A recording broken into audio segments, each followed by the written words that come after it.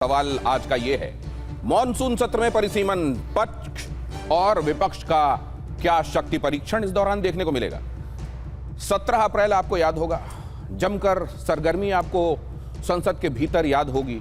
आपको याद होगा कि क्या क्या कहा गया था 131वें संविधान संशोधन को लेकर, परिसीमन को लेकर और यूनियन टेरिटरीज को लेकर जो बिल लाया जा रहा था, उसके संदर्भ में क्या क्या कहा गया था सत्ता पक्ष की तरफ से, और कैसे विपक्ष इसको यह बताने पर तुला हुआ था कि उत्तर बनाम दक्षिण की खाई इससे गहरी हो जाएगी। अब एक बार फिर से यह बिल मॉनसून सत्र में लाया जाएगा, तो इस बार क्या होगा? क्या हृदय परिवर्तन हो जाएगा कुछ एक दलों का? क्योंकि उतना जरूरी नंबर जो इसको पास कराने के लिए 2/3 का चाहिए, सरकार के पास अपने बूते पर नहीं है। तो क्या दूसरी तरफ हृदय परिवर्तन के सहारे यह होगा? क्या कोई एब्सटेन करेगा बड़ा दल जिसके सहारे गणित फिट होगी? और क्या यह सब करने के लिए बाकी जो मुद्दे हैं, मसलन चढ़ावा चोरी वाला मामला है, एथेनॉल वाला मसला है, विपक्ष पहले से इन तमाम मुद्दों को सामने लेकर, और इसमें पेपर लीक वाला मसला भी है, क्या ये तमाम मुद्दे शोर इतना ज्यादा कर देंगे कि एक बार फिर से जो जनता के विधायी कार्य हैं वो कहीं किनारे दिखाई देंगे? या इस बार जनता के कार्य होंगे और उसी में से एक महत्वपूर्ण कार्य है डिलिमिटेशन? क्योंकि आप जानते हैं कि संविधान ही ये कहता है, 82वां अनुच्छेद ये कहता है कि एक व्यक्ति, उसका एक वोट और सबका समान मूल्य होना चाहिए। एक व्यक्ति, एक वोट, एक मूल्य। क्या इस स्पिरिट को लागू करने वाला डिलिमिटेशन बिल आगे पास होगा या नहीं, और उसके आधार पर महिला आरक्षण वाला रास्ता प्रशस्त होगा या नहीं? आइए पहले आपको यह खबर दिखाता हूं, उसके बाद ले चलूंगा मेहमानों के पास और जानेंगे उनका रवैया क्या बताता है, क्या होने वाला है। मॉनसून सत्र को लेकर कांग्रेस की बड़ी तैयारी। कांग्रेस संसदीय दल की बैठक में फैसला, परिसीमन का मुद्दा प्रमुखता से उठाएगी कांग्रेस। बीजेपी चालाकी से 2/3 बहुमत जुटा रही है, जयराम रमेश ने कहा।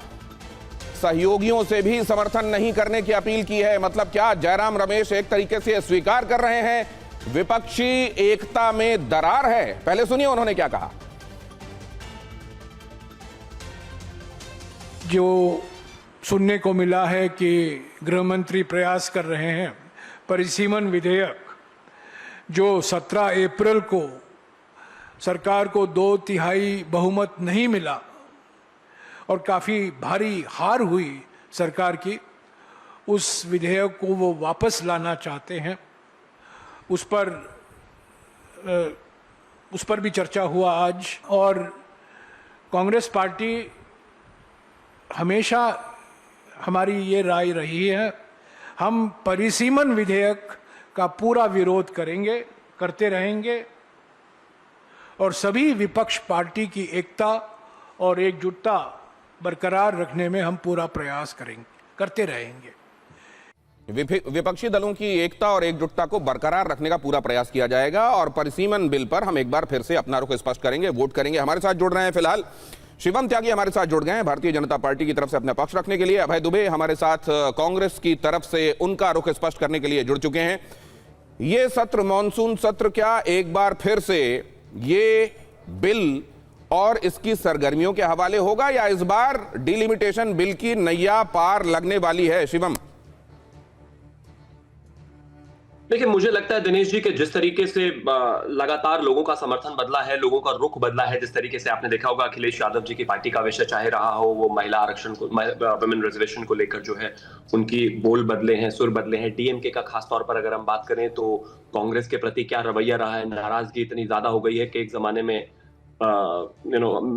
हम आपके बिना रह नहीं सकते थे, और अब स्थिति यह है कि हम आपके हैं कौन, और कह रहे हैं कि अब हमारा सिटिंग अरेंजमेंट भी चेंज कर दिया जाना चाहिए। उन्होंने स्पीकर साहब को वो चिट्ठी दी, और भी तमाम दल है। मैं ऐसा मानता हूं कि जब खास तौर पर महिलाओं का विषय आता है तो इसमें पक्ष और विपक्ष वाली स्थिति नहीं है। यहां पर सिर्फ एक चीज बहुत क्लियर है, वो ये कि इस देश के हाउसेज में, संसद में इस देश की महिलाओं को 33% रिजर्वेशन, रिप्रेजेंटेशन मिलना ही चाहिए। इसमें किसी को, मुझे नहीं लगता। लेकिन शिवम, पिछली बार जो ये मुद्दा था जिसको लेकर ये बार बार कहा जा रहा था कि आप महिला बिल का चादर उड़ाकर डिलिमिटेशन 2011 की जनगणना को आधार बनाकर पास करा देना चाहते हैं, और ये दक्षिण के साथ बड़ी नाइंसाफी होगी। क्या इस बारे में जो पार्टियों का रुख था पहले, वो भी चेंज हो जाएगा?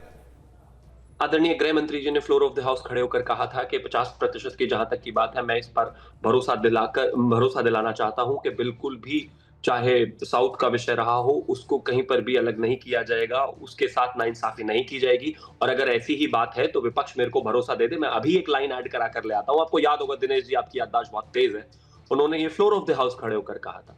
सवाल ही पैदा नहीं होता कि हम साउथ के साथ कोई अलग तरह का रवैया या फिर नॉर्थ की तरह अलग तरह का रवैया। मतलब आप ये कह रहे हैं शिवम कि उसके बाद जो एयर थी वो क्लियर हो गई, जो कंफ्यूजन था वो दूर हो गया, और अब आपको लगता है कि बहुत सारे जो रुख और नजरिए थे वो बदले हैं, और आपको ये पूरी उम्मीद है कि उन बदले हुए नजरियों के साथ आप इस बिल को, इसकी नैया खेले जाएंगे। आप यही कह रहे हैं? देखिए, मैं बस अंत में इतना कहना चाहता हूं कि इस देश में जो भी व्यक्ति महिला और महिलाओं के अधिकारों से लड़ने की कोशिश करेगा वो खत्म हो जाएगा। मेरे घर में मेरी दादी कहती थी कि बेटा, जब महिला या बेटी बहन कोई भी नाराज हो जाए तो मां काली का रूप समझकर हाथ जोड़कर तिलक लगा देना चाहिए, लड़ना नहीं चाहिए। अगर कांग्रेस वाले उससे लड़ने की कोशिश कर रहे हैं तो पहले ही इनके हालात बहुत खराब है और खराब हो जाएंगे। और धीरे धीरे ये बाकी जो क्षेत्रीय पार्टियां, उनको ये बातें समझ में आई है, और महिला विरोध कांग्रेस कितना झेल पाएगी ये उनको तय करना है। आइए मैं अपने बाकी मेहमानों से भी परिचय करा देता हूं, उसके बाद जाता हूं अभय दुबे जी के पास। हर्षवर्धन त्रिपाठी, वरिष्ठ पत्रकार, हमारे साथ इस चर्चा में जुड़ चुके हैं, बहुत स्वागत है उनका। और दिनेश चौधरी भी हमारे साथ जुड़ चुके हैं, जो कि बीआरएस के स्पोक्स पर्सन है और हैदराबाद स्टूडियो से हमको ज्वाइन कर रहे हैं। उनका भी बहुत स्वागत करता हूं। दक्षिण की पार्टियों का क्या रुख है, जाहिर है उनका नजरिया क्या बदला है, वो बताएंगे हमको। और इसके बाद हमें इंतजार है महेश तापसे जी का, जो कि एनसीपी शरद पवार को रिप्रेजेंट करते हैं और हमारे साथ इस चर्चा में जुड़ेंगे। लेकिन पहले मैं जाना चाहता हूं अभय दुबे जी के पास। अभय दुबे जी, एक बार फिर से जो डिलिमिटेशन का विरोध करेगा वो असल में महिलाओं के आरक्षण का विरोध कर रहा होगा, ये बात स्पष्ट हो रही है जो शिवम कह रहे हैं उससे। मोदी जी और मोदी सरकार ने महिलाओं को मूर्ख समझ रखा है क्या? महिलाओं के कंधे पर बंदूक रख के इस देश के प्रजातंत्र की हत्या करोगे और महिलाओं को समझ में नहीं आएगा। 1989 में विमेंस रिजर्वेशन बिल लेकर आए राजीव गांधी जी, राज्यसभा में भारतीय जनता पार्टी की सरकार ने गिरा दिया। 2010 में जब राज्यसभा से हमने पास कराया, तब लोकसभा में उत्तर प्रदेश के आज के जो मुख्यमंत्री है, तत्कालीन सांसद, उन्होंने क्या कहा अपने इंटरव्यूज में कि ज्यादातर भारतीय जनता पार्टी के सांसद इससे असहमत हैं, हम अपनी पार्टी से अनुरोध करते हैं कि व्हिप नहीं जारी करें, हम इसके खिलाफ हैं। उन दोनों ही प्रस्तावों में कभी भी हमने सेंसेस को महिला रिजर्वेशन से नहीं जोड़ा था। 2030 में आपने जब पारित किया महिला आरक्षण विधेयक, सारे राजनीतिक दल सिर्फ 2 वोट खिलाफ पड़े थे। पूरा का पूरा देश आपके साथ था प्रधानमंत्री जी, लेकिन हमें उम्मीद नहीं थी कि इतना घृणित खेल आप खेलेंगे। 1977 में इंदिरा जी ने किस आधार पर ये जो डिलिमिटेशन का कानून है इसको फ्रीज किया 2001 तक, उसमें पढ़िएगा आप सदन में क्या बहस हुई थी। या अटल बिहारी वाजपेयी की सरकार ने 2001 में, अरुण जेटली को कोट करता हूं, उन्होंने कहा कि हम उन राज्यों के साथ दुर्व्यवहार नहीं कर सकते जिन्होंने जनसंख्या पर अपना बहुत नियंत्रण पा लिया है, हम भेदभाव नहीं करते, और 2026 तक इसको फ्रीज कर दिया। उन्हें थोड़ी पता था कि ये सेंसस 2020 में नहीं कराएंगे। पूरे विश्व ने अपना सेंसस कराया, षड्यंत्र पूर्वक इन्होंने जनगणना को रोक कर रखा, क्योंकि इनके मन में पाप छुपा था। ये जानते थे कि दक्षिण भारत का हक ये छीनने वाले हैं, कम करने वाले हैं, और उत्तर भारत में जहां थोड़ी सीटें मिलती है वहां, क्योंकि 240 सीटों पर ही आ गए। एक मिनट, जब कांग्रेस पार्टी ने 1977 में ये संशोधन किया था, जब प्रचंड बहुमत उत्तर भारत में मिलता था कांग्रेस पार्टी को, लेकिन इंदिरा जी ने ये मन में ये लालच सत्ता का नहीं पाला। उन्होंने कहा कि उन राज्यों को आज फर्टिलिटी रेट क्या है आप बताइए। बिहार और उत्तर प्रदेश दोनों का 3 से अधिक और 2.4 से अधिक है, रिप्लेसमेंट लेवल होता है 2.1 इसका। तो जिन प्रांतों ने जनसंख्या नियंत्रण पर अच्छा काम किया, क्या उनको मोदी जी दंडित करना चाहते हैं? ठीक है, मैं आपका नजरिया ये जानना चाहता हूं अभय जी, कि मान लीजिए ये बिल पास हो गया लोकसभा में, तो आप इसको किस तरीके से देखेंगे? क्या महिला आरक्षण पर ये असल में एक समर्थन होगा, ये उसके लिए मैंडेट होगा और उस बहाने डिलिमिटेशन की नाव पार हो जाएगी, या आपको लगता है ये नीरशीर विवेक है और लोग समझ लेंगे, जान लेंगे कि उनको क्या करना है? आपके सहयोगी भी संसद में जो अलग सिटिंग अरेंजमेंट की मांग कर रहे हैं, मेरी इस डिबेट को याद रखिएगा। आपने बहुत अच्छा ओपनिंग अपना स्टेटमेंट दिया है कि ये राम मंदिर चोरी के पाप पर पर्दा डालने के लिए षड्यंत्र कर रहे हैं। ये पास वास होने वाला नहीं है, इतना बहुमत है ही नहीं मोदी सरकार के पास। अच्छा, तो आपने ये सर्वदलीय सिर्फ- बैठक की मांग क्यों की है? क्या चाहते हैं आप? कौन सी चीजें पहले हमने से? नहीं, सर्वदलीय बैठक आज जयराम रमेश जी ने स्पष्ट किया कि सरकार सर्वदलीय बैठक वो सिर्फ लीपापोती करने के लिए, वो नीट पर चर्चा नहीं चाहते हैं। वो नहीं चाहते हैं कि जो पाप राम मंदिर में देवद्रव्य की चोरी का घृणित पाप किया है वो उस पर इनकी थूथू हो या उस पर सदन में चर्चा हो, उस पर चर्चा नहीं कराना लेकिन एक चीज चाहते। आपने देखा होगा, एथेनॉल से जो गाड़ी बर्बाद आप कर दी लोगों की, उस पर अप्रैल चर्चा नहीं 17 चाहते। अप्रैल 17 इस मामले में महत्वपूर्ण एक पड़ाव है, और उसके बाद बंगाल चुनाव एक महत्वपूर्ण पड़ाव है।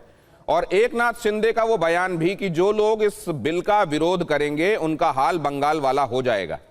कांग्रेस इस बात को भी देख रही है क्या?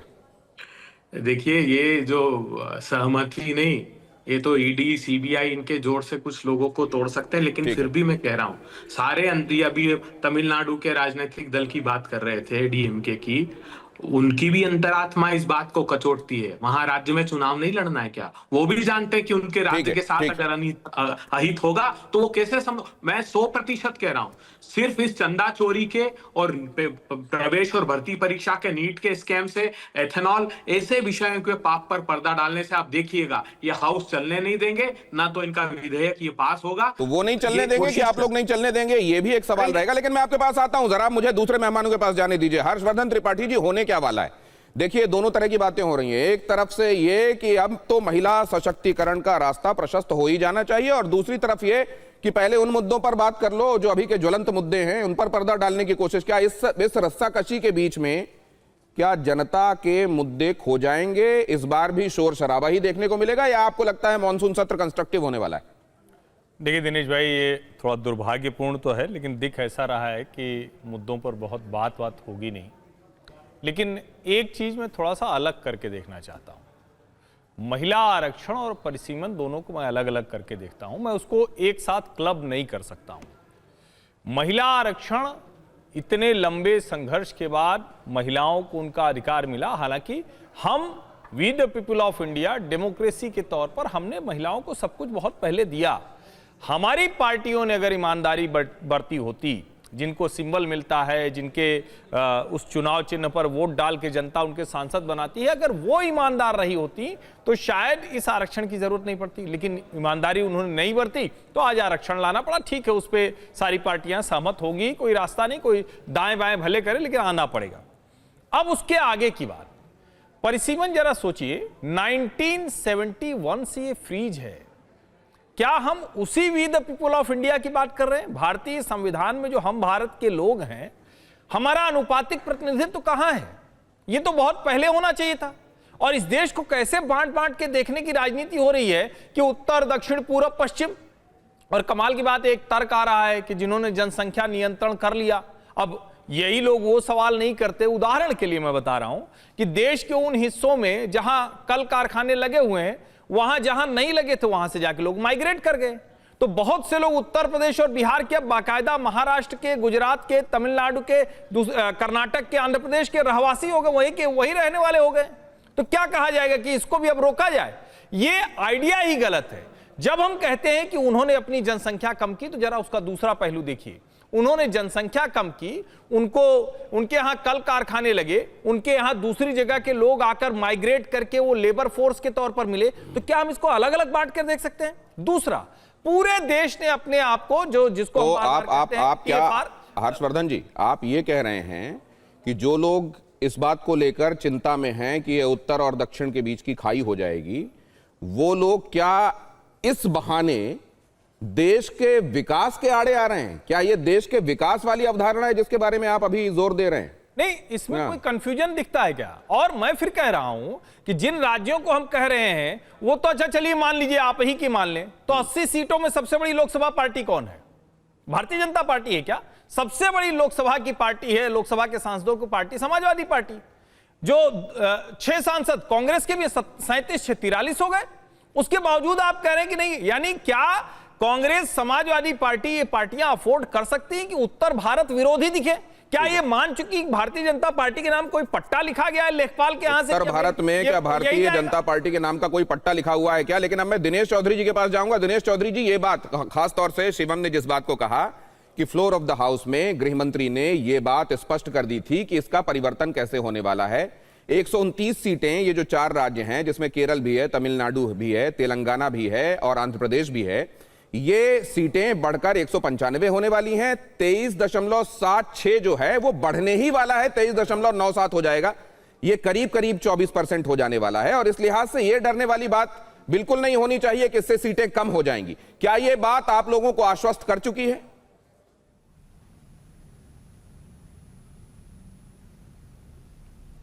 दिनेश चौधरी साहब, आपसे सवाल था। दिनेश जी, इससे पहले डिलिमिटेशन को बिल के लेके, हाँ वही बोल रहा हूँ, इससे पहले डिलिमिटेशन बिल के ऊपर जो भी हमारे पास चिंता थी वो ये थी कि आबादी के हिसाब से ये एमपी सीट्स बढ़ाए जाएंगे। लेकिन जब पिछले सेशन में गृह मंत्री अमित शाह ने एक बात बोला था कि आबादी को ध्यान में रखते हुए ये सब नहीं करेंगे, हम लोग हर एक स्टेट में 50% सीट का बढ़ावा करेंगे लोकसभा एमपीज़ का बोल के उन्होंने जो बात बोली थी, अगर वही बात के ऊपर उन लोग लागू करने वाले हैं तो हम लोग उसका स्वागत करेंगे। क्योंकि हमारा वर्किंग प्रेसिडेंट के.टी. रामाराव जी ने कल ही दिल्ली में बोला था कि ये दक्षिण और उत्तर के एमपीज़ के जो सीट्स है उसके अनुपात में कोई भी बदलाव नहीं आनी चाहिए। वो रेशियो जो है जो वैसे का वैसा रहे तो हमें कोई आपत्ति नहीं है इससे, और हम इसका मतदान भी करेंगे। अगर यही बात पे गृह मंत्री जो बोले थे पिछले सेशन में पार्लियामेंट में, अगर उसी के हिसाब से हर एक स्टेट में 50% सीट्स का बढ़ाव होने वाला है, दक्षिण की ये जो 129 सीटें हैं जरूर ये 195 हो रही हैं और अगर इसमें आप इजाफा देखें तो ये 51% का इजाफा हो रहा है। यहां तक तो समझ में आता है, लेकिन क्या ये यूनिवर्सल 50% होने वाला है? राज्य की जो सीटें हैं उसमें plus 50% universally all across the country, क्या ये होने वाला है? शिवम त्यागी, गृहमंत्री, आदरणीय गृहमंत्री जी ने इस संबंध में लोकसभा में क्लैरिटी के साथ खड़े होकर कहा था और कहा था कि कहीं पर भी किसी के साथ कोई भी एक अलग व्यवहार नहीं किया जाएगा। 50% की सीमा के साथ हम बढ़ेंगे और जो 84वें संशोधन की खासतौर पर बात है वो जो जनसंख्या वाला विषय था उसको फिलहाल के लिए या फिर अभी जो है कंसिडरेशन में नहीं लिया जाएगा। किसी को भी एक वोट का जो वैल्यू है उसमें दिक्कत नहीं आने वाली है। जहां तक बात बाकी पार्टियों की है, मैं तो खुद कह रहा हूं पार्टियों का स्टैंड बदला है। यहां पर दिनेश चौधरी जी एक छोटी सी बात को बहुत अच्छे तरीके से समझ गए और उन्होंने कहा कि अगर स्थिति ऐसी होती है कि 50% के हिसाब से सीटें बढ़ाई जाती है तो हमें इसमें कोई, ये अगर क्यों लगाया जा रहा है? ये तो क्लैरिटी हो गई ना, आप कह रहे हैं। नहीं, हाँ वही मैं, क्लैरिटी है, लेकिन वो दूसरी पार्टी के प्रवक्ता है जो वो बोल रहे हैं मैं उसको कोट कर रहा हूं। तो उनको समझ में आ गया, कांग्रेस को समझ में नहीं आ रहा। क्यों, क्या चाहते हैं, क्यों परेशानी है महिलाओं तो फिर इस हिसाब से अगर देखा जाए शिवम, तो ये तो फिर सुप्रिया सुले जी ने भी कह दिया, अभी महेश तापसे भी हमारे साथ हैं, उन्होंने भी ये कह दिया है कि 50% अगर प्लस 50% एग्जिस्टिंग सीट्स प्लस उसका 50% अगर ये यूनिवर्सली होता है तो हमको कोई तकलीफ नहीं है। तो फिर क्या महेश तापसे साहब आप भी तो ये आपको क्लियर है ऐसा ही होने वाला है और आप सपोर्ट में जा रहे हैं? महेश तापसे जी से भी उनका रिएक्शन ले लेता हूं। देखिए, मैं सबसे पहले तो कहना चाहूंगा कि एनसीपी इंडिया अलायंस का एक घटक पक्ष है, एक भाग है। हम अपनी राजनीति भले ही महाराष्ट्र स्टेट में करें, लेकिन इंडिया अलायंस पूरे भारत को रिप्रेजेंट करने का एक मंच है। वहाँ पे दक्षिण के राज्य हैं जहाँ पे एनसीपी का कोई स्टेक नहीं है आज के डेट में। केरल में एक जमाने में था, आज वहाँ पे हमारे पास नहीं है। दक्षिण के किसी भी राज्य में या नॉर्थ ईस्ट के किसी राज्य में एनसीपी का कोई स्टेक आज नहीं, जो पहले किसी जमाने में हुआ करता था। लेकिन क्योंकि इंडिया अलायंस के बहुत सारे ऐसे मित्र दल हैं जिनका स्टेक नॉर्थ ईस्ट में भी है, जिनका स्टेक दक्षिण में भी है, और एक नेशनल पार्टी कांग्रेस पार्टी जिसका स्टेक पूरे हिंदुस्तान में है। तो हमको भी एक जो अपनी भूमिका रखनी है, सामुदायिक रूप से रखनी पड़ती है। मैं सिर्फ महाराष्ट्र के लोगों के बारे में अगर सोचूंगा तो वह total representation of Indian states नहीं हो पाएगा।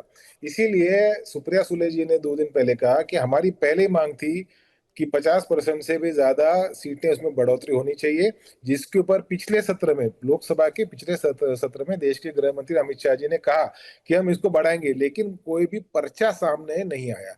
पुराना जो बिल आया उसको पूरी तरह से रिजेक्ट करने का काम, या मैजिक नंबर वो पास नहीं कर पाया, इसलिए वो बिल खारिज हो गया। नया बिल अभी तक आया नहीं है। नया बिल आने के बाद हम उसका अध्ययन करेंगे, हम पढ़ेंगे, इंडिया अलायंस भी उसको पढ़ेगी, उसके बाद उसके ऊपर चर्चा करेगी। जहां तक महाराष्ट्र की बात है, मुझे मालूम है कि आज 48 सीट्स हैं, तो शायद 70-72 सीटें के आसपास होंगी महाराष्ट्र के अंदर, ऐसे हमें भी अपने सोर्सेज से पता लगता है। लेकिन बात सिर्फ महाराष्ट्र की नहीं है, बात केरल की है, बात असम की है, बात तमिलनाडु की है, बात आंध्र प्रदेश की है। वहां के लोगों को एक डिवाइड लगता है कि north states versus south state versus GDP versus population और जो वर्सेस रिप्रेजेंटेशन, ये जो पूरा मसला है, यहाँ पे कोई सोल्यूशन नहीं मिल रहा। और क्योंकि इंडिया अलायंस का पार्ट बहुत सारी दक्षिण की रीजनल पार्टीज हैं, इसीलिए ये सारी चीजें आ रही हैं। हमने और एक मांग की देश के गृह मंत्री महोदय से कि एक एक करके किसी दल को ना बुलाएं, जो भी आपको बात करें सामुदायिक रूप से सर्वदलीय बैठक को बुला के उसके अंदर आप बात रखें। ऐसा क्यों? जो भी आपका बिल है उस बिल का एक्सप्लेनेशन करें, जो भी क्वेश्चंस हैं, जो भी रिजेंटमेंट है, जो भी आशा आकांक्षा अपेक्षा इस बिल से लोगों को, ये दक्षिण भारत के प्रांतिक पार्टियों को होगी, वो सारी चीजें खुले मंच पे सबके सामने डिस्कस हो। ये मांग करना कोई इंडिविजुअली नहीं, कलेक्टिवली इस पर बात हो, इसके पीछे आपकी सोच क्या है? क्यों, क्या अंदेश हैं आपके? महेश तपासे जी, आप ही से। कलेक्टिवली क्यों नहीं होना चाहिए? क्योंकि इंडिया अलायंस एक कलेक्टिव लीडरशिप का बात है। इंडिया तो एक लीडर नहीं है, कलेक्टिव लीडर है। मैंने आपको कहा कि महाराष्ट्र के ये कलेक्टिव कितना कलेक्टिव है, या इसमें आपको कोई अंदेशे हैं? ये अगला सवाल मेरा आगे होगा, लेकिन उससे पहले मैं आप जरा फिर से अभय दुबे जी के पास जाऊंगा। अभय दुबे जी के पास एक बात समझने के लिए। अभय दुबे जी, जब आपने कहा कि पहले इंदिरा गांधी जी और बाद में अटल बिहारी वाजपेयी जी ने किया, किन किन बातों को ध्यान में रखते हुए किया कि देश में जनसंख्या के संदर्भ में जो नीतियां लागू करने की कोशिश की जा रही हैं उनका रिजल्ट अच्छा मिले, लेकिन साथ में अनुच्छेद 82 भी जो ये कहता है एक व्यक्ति एक वोट एक मूल्य, तो क्या इन दोनों बातों का आपस में विरोधाभास है या कॉम्प्लीमेंट्री है ये? नहीं, देखिए, एक व्यक्ति एक वोट एक मूल्य, वो जब भी चरितार्थ हो सकता है। सबसे पहले तो मैं हर्षवर्धन जी ने जो ओपनिंग स्टेटमेंट दिया उसके लिए बधाई देता हूं। पर्दाफाश कर दिया भारतीय जनता पार्टी का कि विमेंस रिजर्वेशन का इस डिलिमिटेशन से कोई लेना देना नहीं है। 2023 में अगर प्रधानमंत्री जी चाहते तो ये जो महिला आरक्षण है वो 24 में लागू कर चुके होते और 181 सांसद हमारी महिलाएं सदन में होती। दूसरा बड़ा सवाल ये है, क्या डिलिमिटेशन नहीं हुआ? जो आप कह रहे हैं कि 2001 तक 26 में उन्होंने बढ़ा दिया था, तो परिसीमन आयोग में न्यायमूर्ति कुलदीप सिंह जी को अपॉइंट किया अटल बिहारी वाजपेयी जी ने। उन्होंने अपनी सिफारिशें दी, उस सिफारिश को कांग्रेस की सरकार ने 2008 में लागू किया। 2009 में उसी डिलिमिटेशन से चुनाव हुए, 9 में, 14 में, उसके बाद 24 में। अब प्रश्न ये खड़ा होता है 19 में और फिर 24 में, वो क्या था? वो ये था जो संविधान सभा को पढ़िए, संविधान सभा में ये बात कही है, बाबा साहब अंबेडकर के नेतृत्व में ये चर्चा हुई कि इंट्रा स्टेट रीएडजस्टमेंट होगा। इसका अर्थ क्या हुआ? आज अगर औसत देखेंगे तो 11.5-12 लाख जो कास्ट होते हैं वोट, वो एक संसदीय क्षेत्र में है, और लोकसभा की कंस्टिट्यूएंट असेंबली की डिबेट में भी 9 लाख की चर्चा की गई थी, 9-10 लाख की अधिसंख्या। तो आज इंट्रा स्टेट रीएडजस्टमेंट, इसका अर्थ यह है कि अगर उत्तर प्रदेश में कोई एक संसदीय क्षेत्र है जहां 24 लाख वोट हैं और दूसरा संसदीय क्षेत्र है जहां 10-11 लाख वोट हैं, तो उसको आप रीएडजस्ट करिए। तो ऐसी सारी स्टेट्स में विधानसभा लोकसभा की सीट को रीएडजस्ट करिए। और ये मैं इसलिए कह रहा हूं कि आज की परिस्थितियां अनुकूल नहीं है। आज अगर हम फर्टिलिटी रेट को, एक बात और बताइए अभय दुबे जी, जब आप ये बातें कह रहे हैं तो एक बात और बताइए कि जब आप लोगों ने 2023 में नारी शक्ति वंदन अधिनियम का समर्थन किया था, तो उस समय तो आपको मालूम था कि इसके साथ डिलिमिटेशन भी जुड़ा हुआ है, डिलिमिटेशन के आधार पर ही होना है इसको। नहीं, ये जो अमेंडमेंट लेकर आई ना सरकार, ये तो देखिए 2023 का यही तो खड़गे साहब ने कहा कि 30 महीने तक तकिए के नीचे रखकर सोए रहे फाइल प्रधानमंत्री जी। जो 2023 का अधिनियम था उसको अधिसूचित कब किया इन्होंने? 16 अप्रैल 2026 को, और उसके बाद संविधान संशोधन लेकर आई है डिलिमिटेशन का। भाई झगड़ा वहीं खड़ा हुआ। आप ये डिस्क्रिमिनेशन नहीं करते, आप उसको सेंसस से नहीं जोड़ते, और क्या कह रहे हैं 2011 की सेंसस से। ये जो तो अच्छा, वैसे ये सवाल लेकर मैं अभी शिवम के पास जाऊंगा, लेकिन एक बात बताइए, अगर 1971 से उस जनगणना 54 करोड़ मान के यूनिवर्स को अभी तक चीजें होती रही, 2001 और उसके बाद और 26 साल तक, तो ये ज्यादा रियलिस्टिक होगा। मान लीजिए 2011 के आधार पर भी होता है तो ये पहले के मुकाबले तो ज्यादा रियलिस्टिक होगा ना। नहीं, दिनेश जी देखिए, रियलिस्टिक का प्रश्न था ही नहीं। 71 हो या 2001 हो, दोनों सरकारों के, मैं कांग्रेस और बीजेपी के झगड़े में नहीं पड़ना चाहता। आप अरुण जेटली जी को विस्तार से, उन्होंने कम से कम 45 मिनट इस पर बात की है। उन्होंने उस समय कहा हाउस में कि हम फर्टिलिटी रेट हमारा रिप्लेसमेंट लेवल तक 26 तक आ जाएगा। उनको थोड़ी कल्पना थी कि मोदी सरकार सेंसस ही नहीं कराएगी 2020 की जो सेंसस ड्यू है। तो अगर वो सेंसस कराती तो ये कब जाता 2030 में। तो कोविड उस समय, कोविड तो भारतीय जनता पार्टी के बुलाए नहीं आए ना। सुनिए ना अभय दुबे जी 26 के बाद अगर समय रहता, ये फर्टिलिटी रेट रिप्लेसमेंट लेवल तक नहीं आएगा, अन्याय मत कीजिए ना, इस पर पुनर्विचार कीजिए सब लोगों से। और महिला रिजर्वेशन तो तुरंत आपने जो बात कही, आपने कहा हर्षवर्धन जी ने ये पर्दा हटा दिया, जो घालमेल किया जा रहा है परिसीमन और महिला आरक्षण अधिनियम को लेकर जो घालमेल हो रहा है, उसके बीच की अंतर रेखा को स्पष्ट कर दिया। शिवम त्यागी, थैंक यू। एक तो मुझे एक चीज का दुख है, कांग्रेस प्रवक्ता से हर्ष जी, मेरा निवेदन है, आप आज स्टूडियो में, तो आज आप मेरे ऊपर थोड़ा रहम ज्यादा करेंगे। मैं एक चीज कहना चाहता हूं कि सबसे पहले तो मेरा एक सवाल है कांग्रेस प्रवक्ता से कि 2026 के भारत में आप इस देश की महिलाओं को 1971 के आधार पर अधिकार क्यों देना चाहते हो? क्यों देनी है 181 सीटें? क्यों देनी है 179 सीटें जब उनका हिस्सा बनता है 280 का? 100 सीटें कम क्यों देनी है? चुनाव क्या सिर्फ राहुल गांधी जी की बहन और अखिलेश यादव जी की धर्मपत्नी क्या वही राजनीति में आएंगी? क्यों परिसीमन नहीं होना चाहिए? मुझे बताइए ना। उनका अधिकार 181 का नहीं है, उनका अधिकार 816 जो सीटें बनती हैं 543 के हिसाब से, और अगर अधिकतम सीमा की बात करें तो 850 बनती है, 850 के हिसाब से उनकी सीटें बनती हैं 280।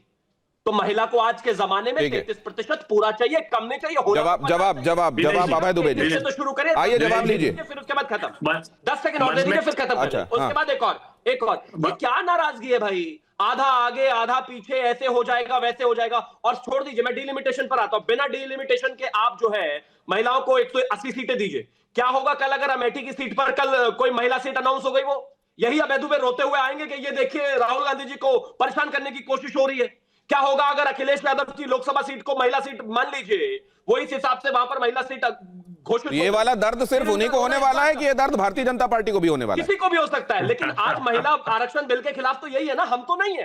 अच्छा ठीक है, उसको मैनेज करें। ठीक है अभय दुबे, जहां 280 होनी चाहिए वहां 180 पे क्यों अभय दुबे आप इस देश की महिलाओं को? अभय दुबे, उसके फौरन बाद हर्षवर्धन जी आपके पास। हाँ देखिए, इनके पाप का पर्दाफाश खुद ने कर दिया।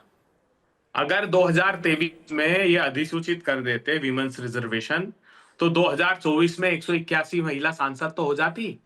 अगर ये कानून पास नहीं हुआ तो प्रधानमंत्री जी क्या फिर 29 में भी नहीं देंगे महिलाओं को आरक्षण? बताइए ना, इस देश को क्या करना चाहते हैं महिलाओं के साथ आप?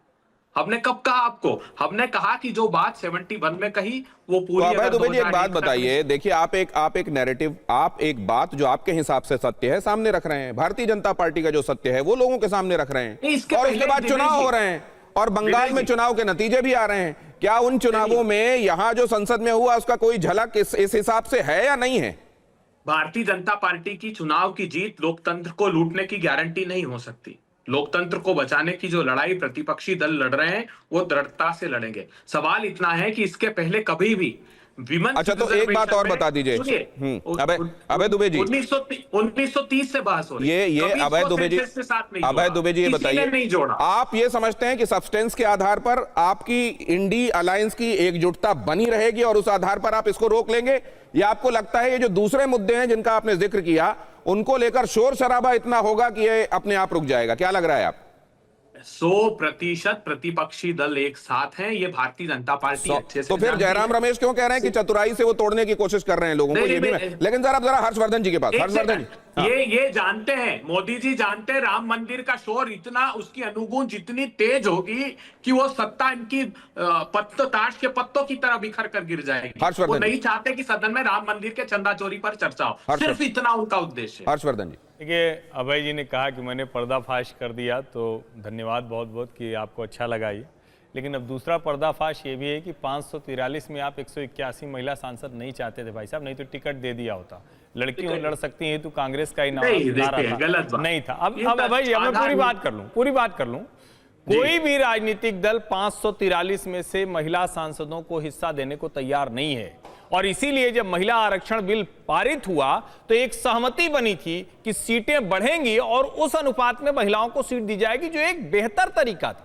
यहां तक कि जिस उत्तर दक्षिण की लड़ाई की बात कर रहे हैं, फर्टिलिटी रेट की लड़ाई की बात कर रहे हैं, वो तो और कठिन हो जाती।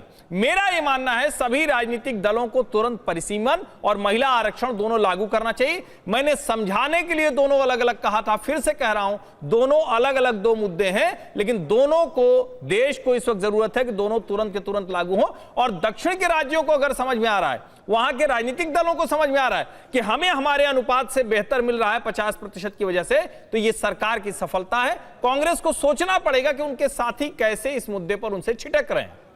अब जरा मैं दिनेश चौधरी जी से और महेश तपासे जी से यह समझ लेता हूं कि यूनिवर्सल 50% इजाफा, इस बात को लेकर क्लैरिटी है, क्योंकि शिवम कह रहे हैं इस बात को लेकर क्लैरिटी है और इसको लेकर कहीं कोई असमंजस नहीं है, और यह बात फ्लोर ऑफ द हाउस में क्लियर कर दी गई है। कोई असमंजस है या नहीं है? पहले दिनेश चौधरी जी से।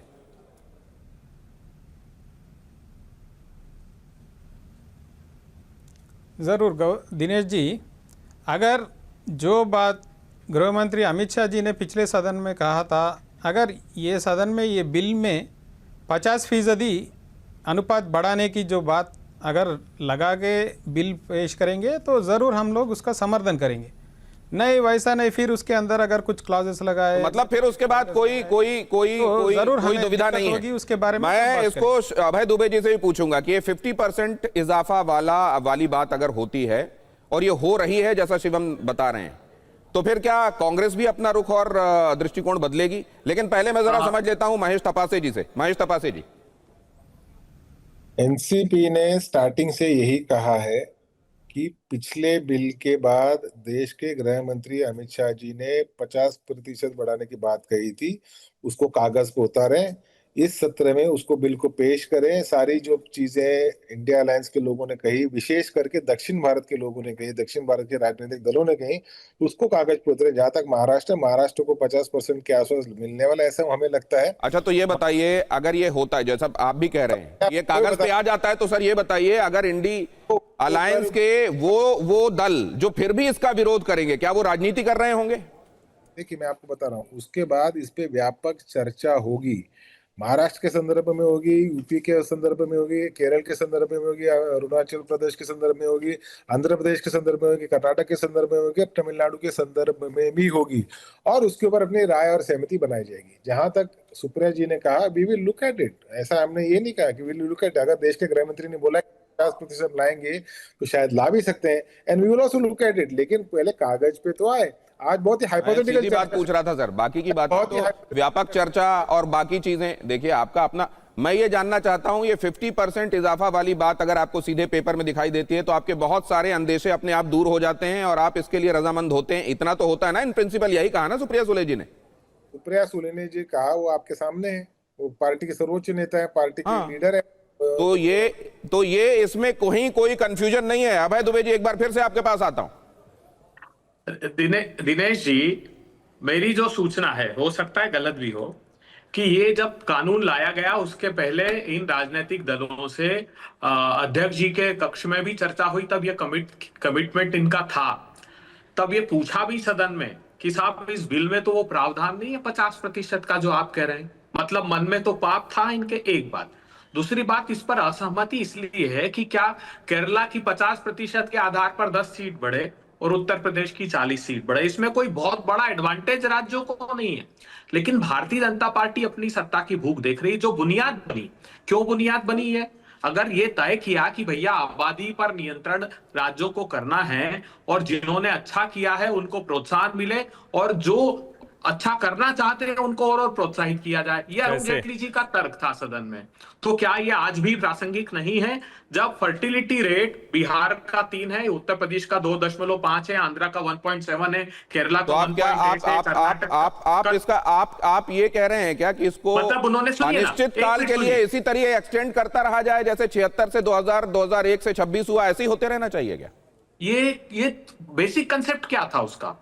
भाई अगर आबादी फिर कम करना बंद कर दे, अभी जैसे आंध्र प्रदेश ने कहा कि बढ़ाई है आबादी को, तो हमारा आर्ग्यूमेंट ये है कि आप आज जो पर्याप्त समय है, जो बेसिक आर्ग्यूमेंट दिया गया था सदन में कि आप फर्टिलिटी रेट को रिप्लेसमेंट लेवल पर ले आइए, उस रिप्लेसमेंट लेवल के बाद सारे लोग मिलकर तय करें, एक साथ बैठकर इस बात। तो ये पहले ये स्थिति बने, वो आदर्श स्थिति होगी और उसके बाद इसको लागू किया जाएगा। हर्षवर्धन जी बस 2 लाइन में क्या कर रहे हैं भाई जी, पहले मुर्गी की पहले अंडा कि पहले ये नहीं होगा तो वो होगा। इस देश में ऐसे ही 5 दशक हो गया ना, 4.5 दशक से अधिक से फ्रीज है ना। हम अनुपातिक प्रतिनिधित्व के लोकतंत्र के मूल सिद्धांत को कब तक धराशायी करेंगे भाई जी? ये तो मुझे समझ में नहीं आ रहा। आप इतनी देर से जो तर्क दे रहे हैं वो तर्क आप खुद ही सुनिएगा, इसको बाद में सुनिएगा सारी बहस को। मेरा तर्क नहीं है, मैं कह रहा हूं जेटली जी का तर्क है। अरे जेटली जी का भी तर्क मैं कहता हूं रहा होगा। तो 26 क्यों रखा उन्होंने? हम इस आधार अभय जी, हम इस आधार पर बात नहीं कर सकते ना कि किसी का तर्क रहा हो। होते टीवी की डिबेट में तो जेटली जी को भी ये कहते कि 25 साल मैं कह तो रहा हूं कि आप कहेंगे कि इसके लिए रोके रखा जाए, और कैसे ये संभव होगा कि आप एक कोई फिक्स टीएफआर करें उसके बाद सहमति बनाएं? अभी तो जो है देश में फर्टिलिटी रेट के नीचे ही जा रहे हैं, और जहां जो देश में माइग्रेशन होता है ना, आपको क्या लगता है उत्तर प्रदेश का आदमी नहीं जाना चाहिए दक्षिण में? आज आपको क्या लगता है फिर प्रधानमंत्री जी को वोट गुजरात में नहीं देना चाहिए? वो दिल्ली में रहते हैं तो दिल्ली में दे क्या? ये बताइए सर, क्या हो गया है आपको? आप अपनी स्टेट में फिर दूसरी दिशा में जा रहे हैं। 8.5 करोड़ लोग मैं तो कह रहा हूं आप भी जहां चाहे वहां रहें। पिछले 10 साल में अभय दुबे भी मध्य प्रदेश रहे, दिल्ली रहे, कर्नाटक रहे, तमिलनाडु रहे, जहां मन करे देश में रहे, वहां के नागरिक होंगे, वहां को भारत का नागरिक होगा ना। सुनिए ना हर्षवर्धन जी, सुनिए तो सही। उत्तर प्रदेश में 8.5 करोड़ लोगों ने माइग्रेशन किया है पिछले 10-12 साल में। ये मैं नहीं कह रहा हूं, ई श्रम पोर्टल की नहीं, ठीक है। ठीक है, तो आप क्या कहते हैं उनको वोट से वंचित कर दे उत्तर प्रदेश में? कौन कह रहा है? भारत में वोट दे। वो चाहेंगे उत्तर प्रदेश में वोट रखेंगे, चाहेंगे जहां रहेंगे। तो एक वोट का अधिकार हर नागरिक को है सर। एसआईआर में तो बहुत क्लियर हो गया है। माइग्रेशन मजबूरी में हुआ है उनका। अरे अभय भाई, आज आप देखिए, आज चलिए अब इसमें मैं शिवम त्यागी के पास आप एकदम आज तर्क एकदम टिक नहीं रहा। आप भी मन से नहीं समझ पा रहे। शिवम त्यागी, नंबर्स जुट रहे हैं, सारे नंबर जुट रहे हैं पूरे जितने चाहिए, 2/3। 10 सेकंड में बस खत्म करता हूं। मैं एक ऐसी पार्टी का पक्ष रखता हूं जिसने कभी भारत को नॉर्थ साउथ में नहीं बांटा। उल्टा मेरे बराबर में जो अभय दुबे जी हैं, इनके नेता तो खुल्लम खुल्ला कहते थे कि नॉर्थ इंडिया के जो लोग हैं वो सतही होते हैं। मैं बांट भी नहीं सकता, लेकिन कभी कभी मैं जो पहले प्रवक्ता होने से पहले राजनीतिक विश्लेषक हुआ करता था ना, वो वाली भूमिका बड़ी मिस करता हूं मैं। क्योंकि अभय दुबे जो इस समय बोल रहे हैं ना, वो बहुत ही तथ्यात्मक तौर पर निहायती फर्जी, गलत और बेकार इंफॉर्मेशन कर रहे हैं। जो ये खास तौर पर परिवार नियोजन की बातें कर रहे हैं, उसमें भी इनके नॉर्थ और साउथ के डेटा सही नहीं है। मैं अगर यहां पर दूंगा तो ये फिर इस देश को तोड़कर नॉर्थ साउथ को डिवाइड करने की कोशिश करेंगे। अपनी बात पूरी कीजिए, मेरे पास केवल 40 सेकंड बचे। मैं 10 सेकंड में खत्म कर दे रहा हूं। हाँ, इस बार नंबर मैं मानता हूं कि हम सबको कॉन्फिडेंस में लेंगे, बात करेंगे। और लोकतंत्र की खूबसूरती ये होती है कि मेरे साथ आपके पैनल पर बैठे हुई कुछ पार्टियों ने कहा कि अगर ये विषय 50% वाला लिखित आता है तो हम बात करेंगे, इसका समर्थन करेंगे। ठीक है, इसका उलट एक ब्रेकिंग आ रही है, आपको भी बता देता हूं। देखिए जरा, ममता बनर्जी की टीएमसी को, एक सेकंड, ममता बनर्जी की टीएमसी को एक और झटका लग गया है। टीएमसी राज्यसभा सांसद कोयल मलिक ने दिया इस्तीफा। राज्यसभा सांसद कोयल मलिक ने अपने पद से इस्तीफा दे दिया है। कोयल से पहले भी 3 सांसद पार्टी की सांसदी को छोड़ चुके हैं। इस तरीके से इफेक्टिव नंबर अगर आप राज्यसभा में देखें तो 1 से यहां कम होता है, लेकिन पहले तो अभी लोकसभा में मामला जाना है। तो ये दोनों ही तरफ का रुख आपको बता रहा है कि होने क्या वाला है मॉनसून सत्र में। कांग्रेस ने स्पष्ट कर दिया है कि बहुत बड़े बड़े मुद्दे हैं इस समय और उन पर पर्दा नहीं डाला जा सकता। उधर भारतीय जनता पार्टी ने स्पष्ट कर दिया है कि वो लोग जो महिला सशक्तिकरण की राह में, उनके आरक्षण की राह में रोड़ा बने हुए हैं, उनको और मौका नहीं मिलेगा। और अब ऐसी बहुत सी पार्टियां हैं जो अपना रुख और दृष्टिकोण बदल रही हैं। कांग्रेस ने उधर कहा है बड़ी चतुराई से लोग तोड़े जा रहे हैं। क्या होता है आगे, बहुत ज्यादा इंतजार नहीं, बहुत जल्दी सत्र शुरू हो रहा है। बहुत धन्यवाद करता हूं हमारे मेहमानों का।